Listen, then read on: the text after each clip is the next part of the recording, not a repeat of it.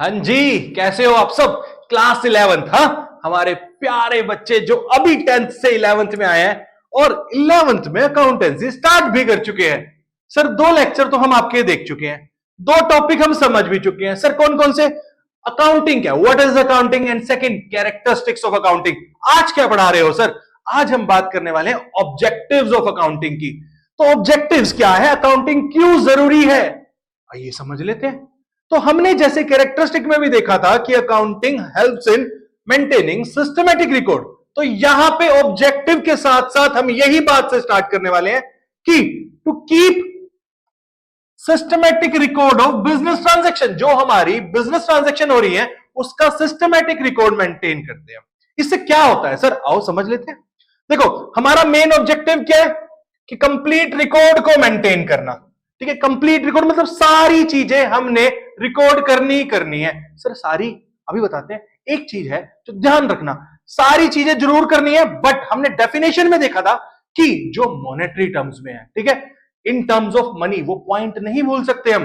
ठीक है, तो सारी कंप्लीट रिकॉर्ड को मेंटेन करना है। ठीक है, अकॉर्डिंग टू रूल्स। जो रूल्स है वो धीरे धीरे चैप्टर 3 में आप समझ जाओगे, आगे जाके और समझ जाओगे रूल्स क्या होते हैं। हम अकाउंटिंग प्रिंसिपल्स की बात कर रहे हैं जो आने वाले हैं। ठीक है, तो ये जो कंप्लीट रिकॉर्ड है ना, ये हेल्प करता है। क्या हेल्प करता है कि अगर कुछ ओमिशन हो सकता था तो रोक देगा, कोई फ्रॉड हो सकता था तो रोक देगा।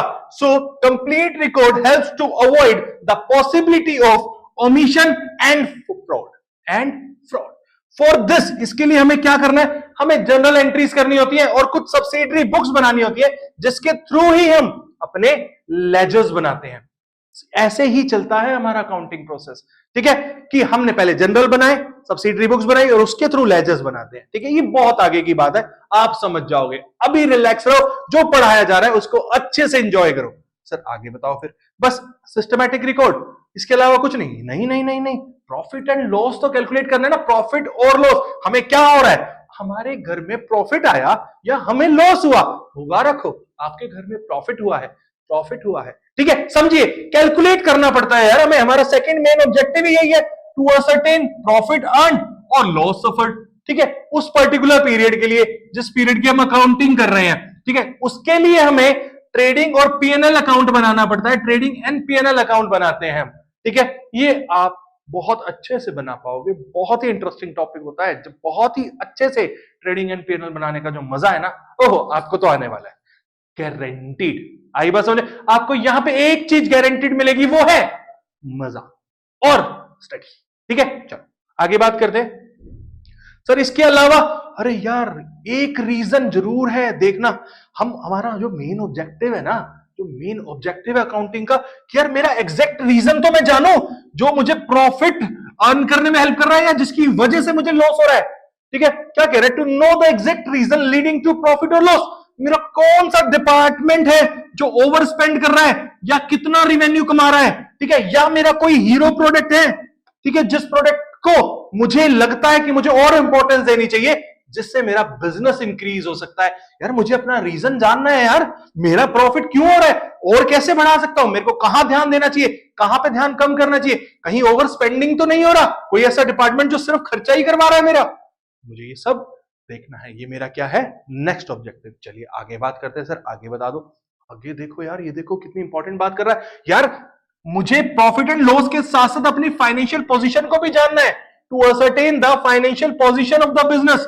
यार बिजनेसमैन के लिए खाली प्रॉफिट ही सब कुछ नहीं है, उसकी पर्सनल वेल्थ कितनी इंक्रीज हुई वो देखना है। फाइनेंशियल पोजीशन, उसकी नेटवर्क कहां तक पहुंच चुकी है। क्या कह रहा है, PNL is not sufficient for a businessman. ये है वो पर्सन जिसकी हम बात कर रहे हैं।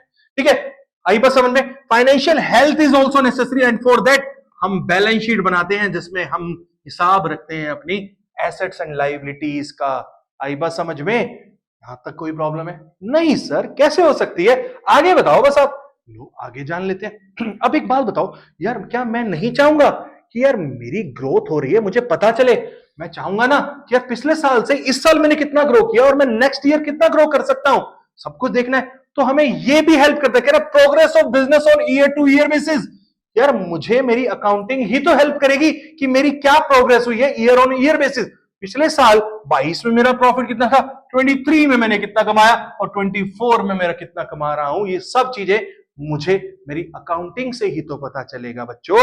आई बात समझ में? हाँ सर ये भी आ गई, अब आगे बता दो, आगे देख लो, आगे आपके सामने क्या यार, क्या हमारा अकाउंटेंट हमारे साथ फ्रॉड नहीं कर सकता या उससे कोई गलती नहीं हो सकती, ठीक है, बट अगर मेंटेन किए गए होंगे सिस्टमैटिक रिकॉर्ड तो मैं इजीली एरर और फ्रॉड को डिटेक्ट कर लूंगा ना। तो अगली पॉइंट तो यही है ना, prevent and detect errors and frauds. अब मेरी अकाउंटिंग ही तो मुझे हेल्प कर रही है मेरे एरर और फ्रॉड को प्रिवेंट करने में या डिटेक्ट करने में अगर हो गए हैं तो। सर लास्ट पॉइंट क्या कह रहा है, ये अकाउंटिंग ही इंफॉर्मेशन प्रोवाइड करती है किसको, मेरी इंटरेस्टेड पार्टीज को। मेरी इंटरेस्टेड पार्टीज कौन सी हो सकती है, मेरे स्टेक होल्डर्स, सर मेरी मैनेजमेंट हो सकती है, सर मेरे लेंडर्स हो सकते हैं, सर मेरे क्रेडिटर्स हो सकते हैं, सर बहुत सारे तो है, मेरी टैक्स अथॉरिटीज आ सकती है, टैक्स भी तो चाहिए अथॉरिटीज यानी गवर्नमेंट को। सर इतनी सारी ऑब्जेक्टिव्स हैं और इतनी इंटरेस्टिंग, हाँ जी 7 ऑब्जेक्टिव्स को हमने देखा है और मुझे लगता है आपको समझ बहुत अच्छे से आया। पहला, to maintain systematic record, second calculation of profit and loss, third to know the exact reason behind profit और लॉस, फोर्थ फाइनेंशियल पोजीशन को जानना, फिफ्थ एरर्स एंड फ्रॉड को देखना, sixth year on year basis पे मेरी growth को check करना, seven complete information provide करना टू इंटरेस्टेड पार्टीज। आई बात समझ में? करो ना फिर, बनाओ ना ये चार्ट्स, ये चार्ट्स ही आपको एग्जाम में फुल मार्क्स दिलवाने वाले हैं। इतने बड़े बड़े पैराग्राफ थोड़ी ना याद करने, अपनी लैंग्वेज ही बहुत है हमारे लिए, चार्ट्स बनाते जाओ और खुद लिखते जाओ। आई बात समझ में? करो फिर, वेट किसका कर रहे हो, मिलते हैं नेक्स्ट क्लास में, बाय।